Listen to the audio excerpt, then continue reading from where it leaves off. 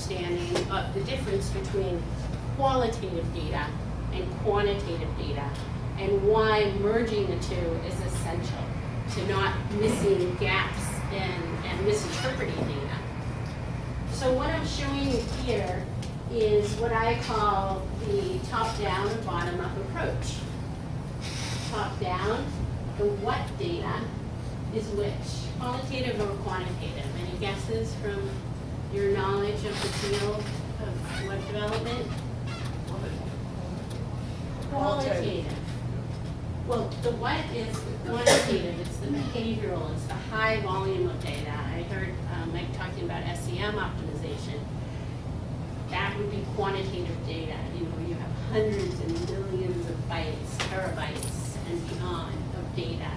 That's the what. What are people currently doing? And that's the top-down analysis, because you're looking at existing experience. What are your existing customers doing? The bottom-up analysis is the why. It's the attitudinal. And it's high quality, but the amount is a lot smaller. Qualitative data needs to be married to give you a context of how to interpret the qualitative and the quantitative. So both the top-down and the bottom-up give you the full picture, the 360, right? It's micro and macro data. So I like this slide. This isn't something that I put together, but it gives a clear understanding about how many different types of research there are and how they fall at different parts of the XY axis around insightful qualitative data and validation data that's quantitative. So I'm not sure whether you can see all of these, but I know Sue was sharing, and Brian too, that you were doing card sorting, and it's sort of in the center of the XY axis, right? Because you might be doing a card sorting exercise with 100,000 users if you're using like WebSort or Optimal Sort, but you might be doing more of a qualitative study with just a handful of users. How many did you use? How many users for your library study? We're looking at doing 5 each for the 4 people, so. Okay, so 20. Yeah. Well, usually the largest sample size I would do for a qualitative study, and I'm a qualitative researcher, is at most 25. But usually you do 5 to 8. And people who are statisticians say 5 to 8, what are you going to learn from 5 to 8 users? But if you look at Jacob Nielsen's book, and I'll bring that up right now. Sorry, I'm not used to your. Brought up a few books. How do you, there you go. This is the Nielsen book. This is a Bible, Usability Engineering.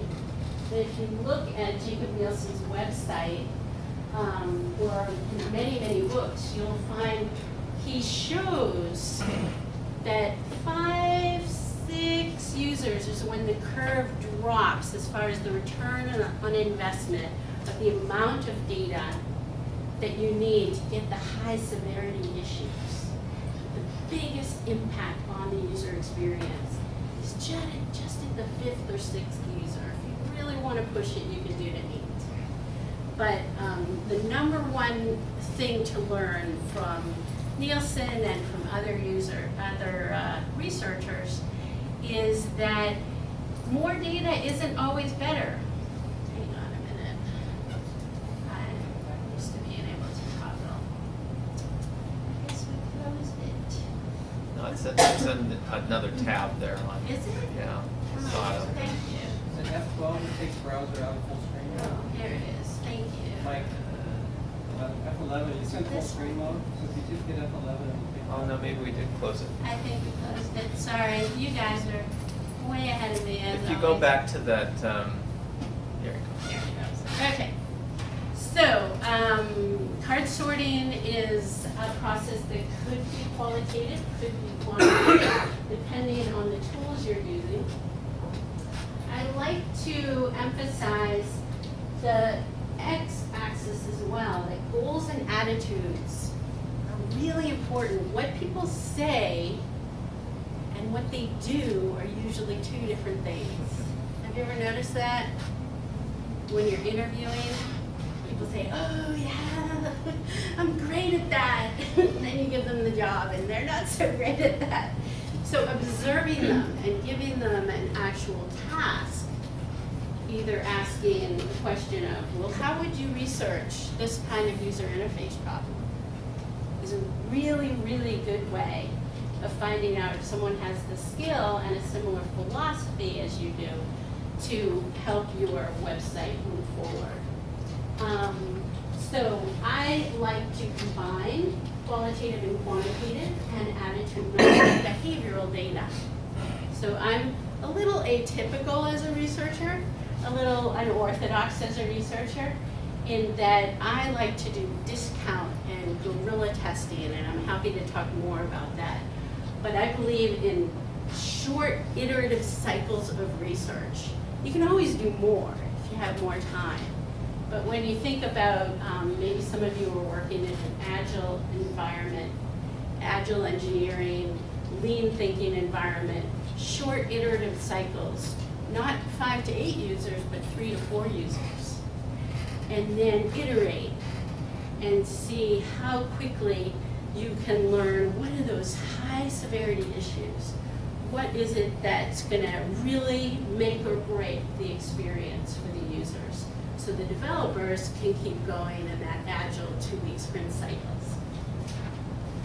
What exactly do you mean by iterative? So you take the data from the one and you change your questions and go to another 3 people kind of thing? Or is something? Yeah, iterative design happens to be the name of my consulting company, and iterative means cyclical. So you're working in cycles.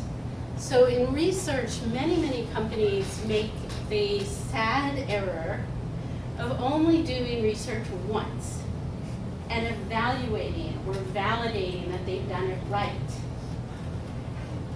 That's really disheartening for programmers, right? Because then when the users tell you that they don't get it, and even if they say they get it, but when they try to do whatever the key task is, buying a book or looking up a book at the library, and they're stuck, it's so disheartening. You know, they're behind the one-way mirror, and they're thinking, oh, why didn't I think of that? Or they're screaming, hit that key! And the user's just not seeing it. They're not doing it. They don't feel a sense of success. So iterative is collecting data from a very small group of users, making a quick change. I'm talking really quick, as in minutes, and then another cycle of users, and then another cycle. So the programmers feel like they are working with the users. The users are part of the design and development team, and they can quickly, because their ego isn't invested in it, right? They don't think they're done. It's just a prototype. So it's like, oh, that user made a good suggestion. I think we'll add that in. It wasn't in the original spec, but that makes a lot of sense. And so there's much more collaboration and cooperation. And that iterative process